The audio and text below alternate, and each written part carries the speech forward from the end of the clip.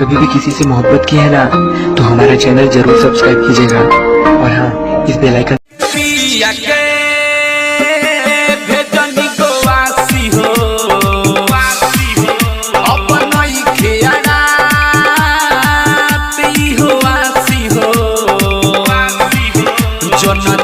अपन सीना से सटावो हमसे दूर नहीं भागल रह जबले तू जागल रह ये रहू हो लागल रह जबले तू जागल रह ये रहू हो लागल रह खिया के पिया के भेजनी गोवासी हो अपन नहीं खियाना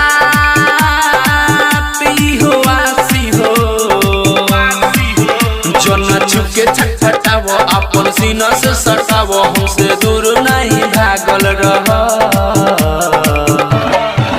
जबले तू जागल रह ये रहू हो लागल रह जबले तू जागल रह ये रहू हो लागल रह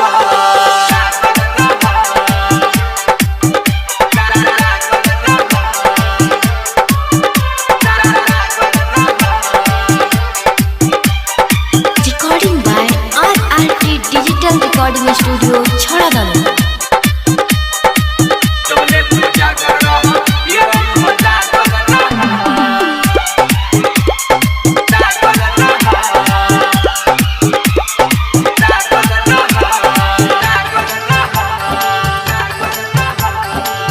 आई बफतरा बोला हवे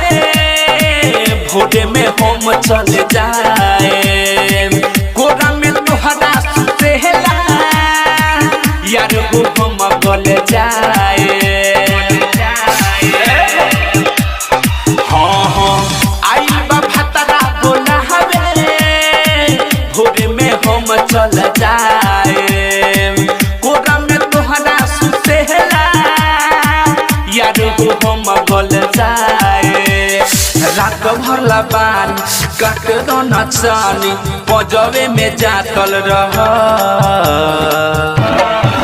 जबले तू जागल रह ये रहू हो लागल रह जबले तू जागल रह ये रहू हो लागल रह